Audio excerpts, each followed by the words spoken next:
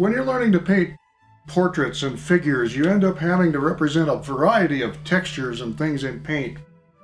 Things like clothing, fabric, drapery, the wrinkles in cloth, and of course human skin, and solid substances like wood, in this case a violin. Flowers are another common subject in traditional painting, and they're a lot of fun to paint because of the bright, pretty colors. There's the occasional oddball object, such as this sewing machine that the little girl is sewing her doll clothing with. And I've painted my share of skulls over the years. Poor Ariadne here has to be careful where she steps with all these craniums scattered around, but she's more worried about where her boyfriend is anyway. Oh! Stop it, York. But one thing that you have to deal with on almost every figure, at least every portrait you paint, is hair. Most people have hair. Some people have a lot of hair. Other people, like me, are losing their hair. But hair is something you come across all the time. You'll have to learn to deal with. And since I'm painting a portrait right now, and I'm at the stage of doing the hair, I thought we could, in this session, talk about the painting of hair. Now, of course, there's no one right way to do hair. It's been done differently throughout the ages. In this painting, which was done, the original, over 3,500 years ago, the hair is painted as hardly more than a silhouette. And yet, if you look at some of the most famous portrait painters who ever lived, in this case John Sargent, he's almost gone back to a silhouette again, just like the painters of 3,000 years ago. Now, human hair comes in a great variety of colors, of course, but I have found that most of them can be represented by the earth colors, either pure or modified. The earth colors are raw umber, burnt umber, raw sienna, burnt sienna, and yellow ochre. Now, the earth colors have the advantage of being, first of all, inexpensive, but they're also very thick, dense, opaque colors, very quick drying colors, and easily adjusted to fit the situation as required. Now, for this particular portrait, the darkest of the earth colors seem to fit the bill best.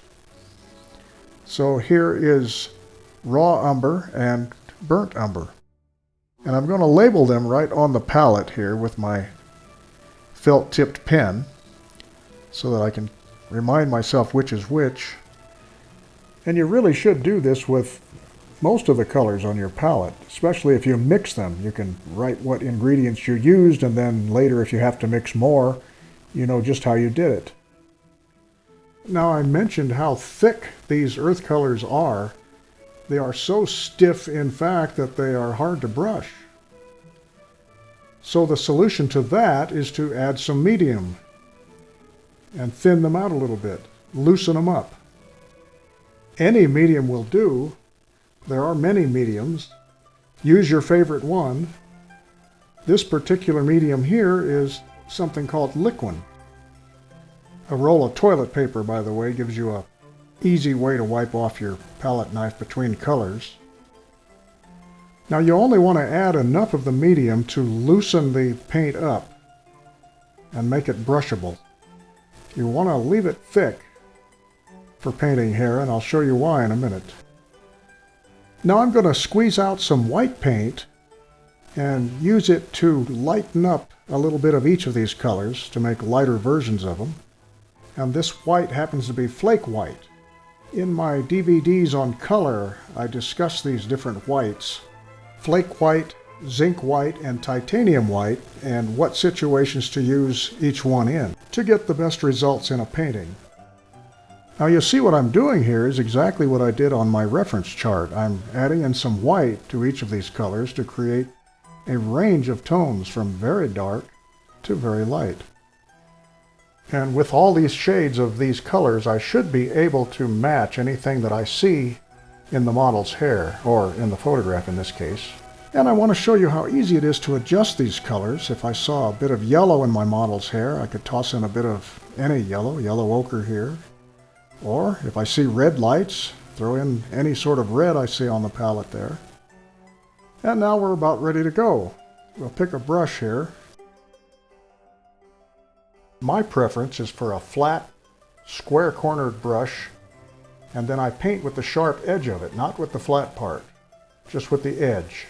The shape of the brush doesn't matter too much, but the stiffness of the brush does, because you have to push this thick paint around and the brush has to be stiff enough to do it. So whatever brush you settle on, it should be stiff enough to push around this thick paint, but still flex.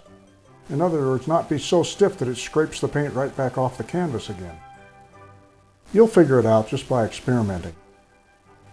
Now I brought the hair in this portrait up to the point where you see it right now just by stroking it with the brush, doing exactly what you see me doing here. And the reason that I want such thick, heavy paint is that I'm trying to create ridges, streaks and ridges in the paint. And when they're dry, these grooves actually look like hair. They catch the light, especially when the varnish is on, and they look very hair-like, very realistic. You'll never see texture like this in a photograph or in a print. Only in a genuine oil painting, and people love to see it, so lay it on thick and get that texture. Now this method is called wet on wet. You've got a lot of wet paint up on the canvas now, and you're stroking more wet paint into it from the palette. And it's blending. Now you paint hair by combing it. Just stroke it with the brush, long, smooth strokes as if you are combing the hair. Now right there it's gotten a little bit too uniform, so I'm coming back in with the dark paint. Lots of dark paint. And using just the edge of the brush, I put some more dark back in. And now it seems a little bit too gray to me, and I can see in the model a little bit of color, so I'm going to loosen up a bit of this yellow ochre here with medium so it'll spread nicely, and I'm going to streak in a little bit of color so it's not quite so gray. And do it over here too to match. Look hard at your model or your photograph and you'll see these colors, whether they be yellowish, reddish, bluish, and put them in there. Now I'm using the dark paint to sort of open up the hair a little bit again. It got too blended. Now where you see the very lightest places on your model, you can use pure white paint like this. It's not going to stay pure white as you blend it in with this wet on wet technique. It'll blend right in with the rest of the paint, but it will be lighter. Let me go back to the palette here and get some of this dark color and cut back into this area that I lightened up. And open it up a bit. What you're not seeing here is that I'm wiping the brush on a rag before each trip back to the palette. When you're painting wet into wet like this, the brush always picks up a little paint off of the canvas, and you need to wipe the brush clean before you go back to the palette for fresh paint. Now let me pick up some of this thick, creamy burnt umber here and stroke it into the little girl's hair. And once again, by using this thick, heavy paint, I'm creating lines and grooves and ridges that will eventually pick up the light and look very much like real hair. Which is why you stroke the hair as though you're combing it. And after a little while, you almost feel like you're combing real hair. Now, the more you stroke it, the more it's going to blend, so you can overdo it. And actually, you very often do overdo it and have to go back and, in some cases, lighten it back up or darken it back down in areas. In places where it's become too uniform by overblending. And again, at all times, you're looking at your model or your reference photograph to determine where to put the lightest tones and where to make it the darkest. And as with all paintings, you want to occasionally just set the brush down and go away, get a cup of coffee, or set it aside and take it up the next day. That way, when you come back, you're looking at it with a fresh eye, and you can see things that you didn't see before. And here again, where you really want to lighten up some parts of the hair, you may want to go get some pure white and stroke that in. because it will blend with the paint that's already there and will lighten the hair right up. And as you're making these brush strokes, it's best if the brush is moving before it touches the canvas, and then lift it away before the stroke is over. And that way the streak of paint comes to a point at each end. And here again, where the white paint or the light colored paint makes things look a little bit too gray, you want to come back in with little touches of color. A little bit of reddishness, a little bit of yellow, maybe some blue.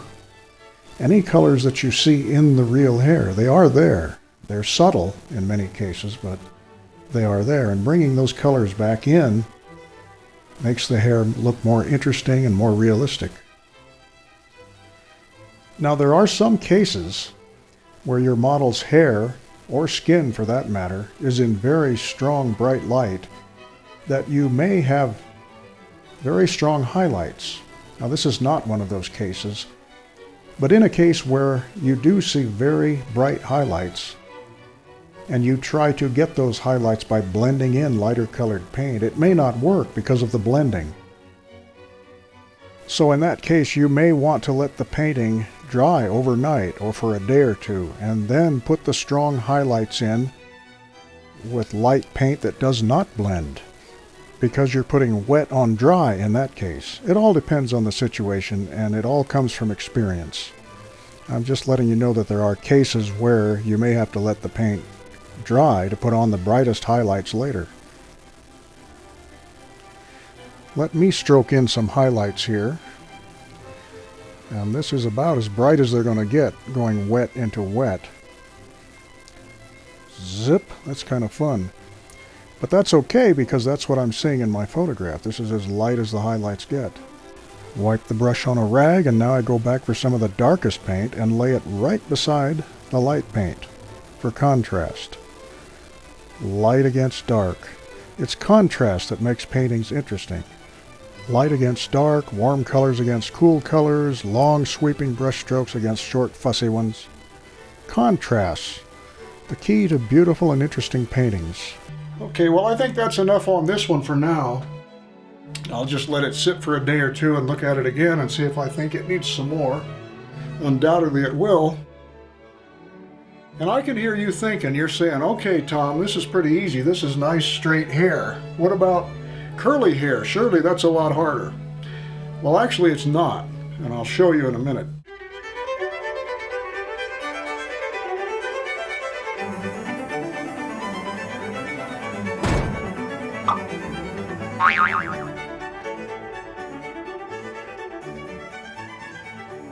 All right, here's a painting with curly hair.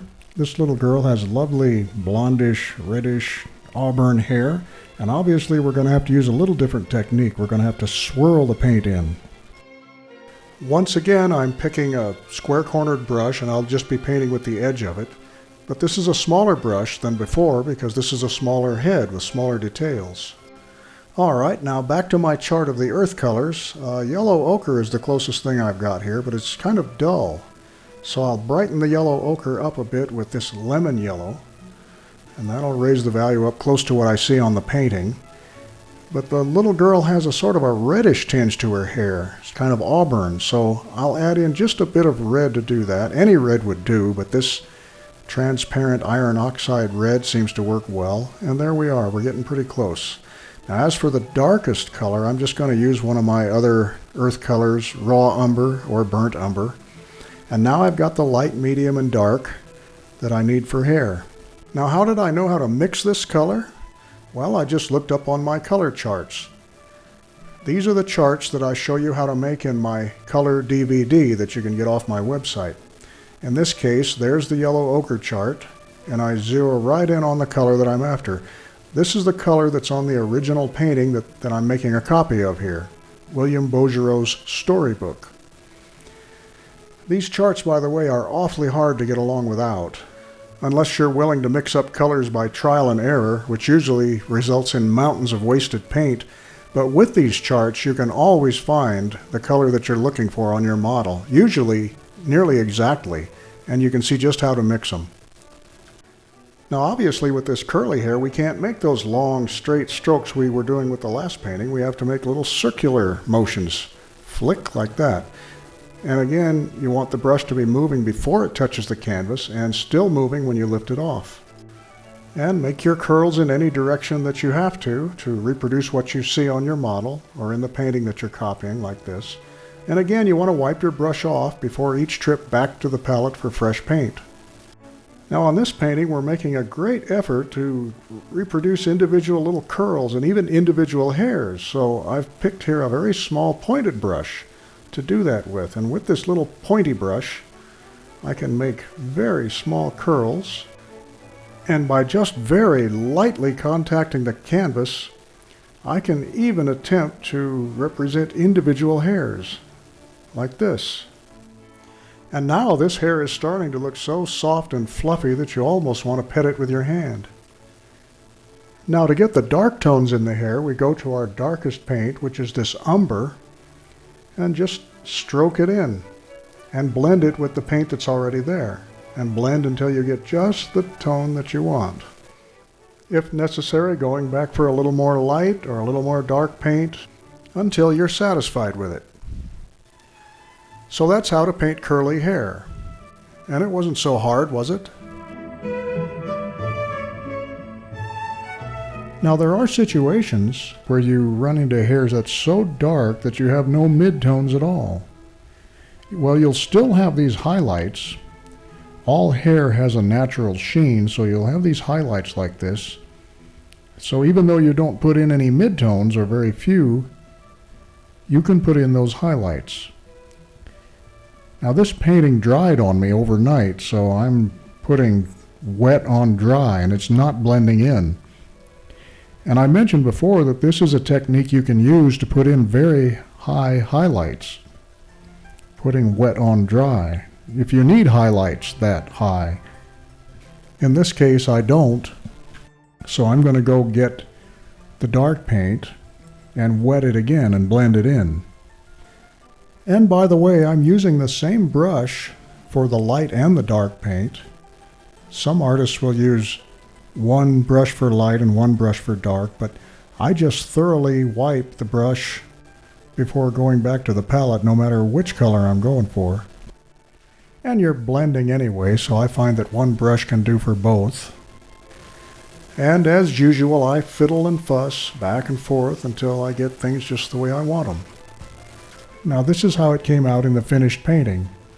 And you can see that without that highlight, these heads would not look nearly so round and three-dimensional as they do.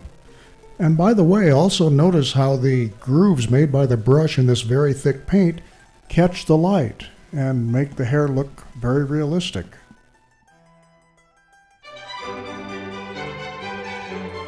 Now on this portrait, I've painted in the darker tones to get started, and I did it yesterday. It's already dried, and you can see the grooves in the paint that have dried and are already picking up the light. And the same to a lesser extent over here, and there'll be a lot more of that as I continue to paint with this very thick paint. Now I'm going back to my earth color chart here to pick the lighter hair color that I want. Those are too dark. That's too yellowish. This is definitely too yellow, and that's too red. So none of these earth colors in their pure form are what I'm looking for. So once again, I go back up on the wall to my color charts to find the one I want. And looking at the chart of yellow ochre color combinations, it appears that the one I have in mind is way off there in the lower right corner, which is yellow ochre mixed with burnt sienna. So there's the yellow ochre, there's the burnt sienna. Always a good idea to label them on the glass palette. Here is the two mixed together now, and it looks just a little bit too red to me, so I think I will put in a little bit of burnt umber to dull it down. And now it's become just a tad too dark. So I'll go get some of my flake white again and lighten it up just a little. And there is the color that I have in mind right there. And I can use the pure burnt umber for the dark tones and mix a little bit of white with the mid-tones to get the light hair tones. And now I have the dark, mid-tones, and light. All the hair colors I need for this particular portrait. Now I'll add some thinner to these mixtures because this paint is so thick it will be hard to spread with a brush. But with more medium in it, it will loosen up. And you just have to remember not to put too much. You don't want to make it watery. You want to still be able to spread it, and you want it to be thick so that it will form those grooves and lines that you want on the canvas. And there it is, thin enough to brush, yet still thick enough to create texture. Now I'll choose a brush, and as usual I'll pick my favorite type for hair, which is a square-cornered brush that is stiff enough to push this thick paint. And just like before, I'll use the corner or the edge of it to paint thin lines of hair, and anywhere I want to paint broadly, I'll use the flat part. Okay, so let's get going, and once again, this is the wet into wet technique where I blend the light, medium, and dark tones wet on the canvas. And using a lot of paint, I'm using the flat part of the brush to roll the paint into these great big curls here, this 1950s hairstyle. And on the side here, I kind of have to imagine how these curls went because I'm handicapped by having as my model a 55-year-old photograph of my mother. And being black and white and rather fuzzy, it doesn't really show me how these curls went. So I'm kind of working from memory like I am on the color. I remember her hair being that color. Now I'm going to pick up some of the lighter stuff after wiping my brush on the rag, as usual, and put this lighter tone wherever I see it. I can barely see it in this old photograph. And now I'll wipe the brush again and go back for the dark tones. And I'll put the darkest color under the curls where I imagine there was shadow. And I'll keep it up with this light, medium, and dark brown until I think it looks convincingly like hair. Now I wipe my brush off again and go get some of the pure white and put a line of pure white along the edge of the curl here. If you look at the little photo, you can see that line of sheen running along the side of the curl there. And so I continue blending wet into wet with the light, medium, and dark tones until it looks right to me. Now I think this is coming along all right. Today Mom's hair is all white. The brown is gone. But at least she has hair. Mine's disappearing. But I think Mom will recognize herself, and she probably won't be too hard on me. She knows this painting was done with a lot of love. And speaking of paintings that have a lot of love mixed into the paint, here is a painting of my beautiful daughter, Mary. And at this stage, I've just about got it finished. I'm just stroking in some of the darker tones here. But I don't have to explain it by now. You've heard this before. And this hair is sort of a combination of straight and curly. And I think it's coming along all right too. Okay, so that's how you paint hair. At least that's how I paint hair, and I hope that's been helpful to you. The other thing you want to do as you learn to paint hair, because you're going to be developing your own style, you look in your art books, where you can see examples of how other artists did things, and you can also make copies of the better illustrations, as I have done here with my my copy of Sergeant's Lady Agnew. Now I keep telling you that you need to collect these big coffee table books on art, and you can get them in the used bookstores because people get them as Christmas presents and then they discard them, and you can find them in the bookstores. And looking at these will give you other ideas how hair is painted or how other painters have painted hair in the past. Renoir, for example, did not go into a great deal of detail on the hair he painted. Everybody does it differently, and as I say, there is no one way to do it. There are many ways to do it, and you will develop your own style. Whether it be minimal or horribly obsessive or somewhere in between. But that still doesn't solve my problem. The older I get, the less hair I've got.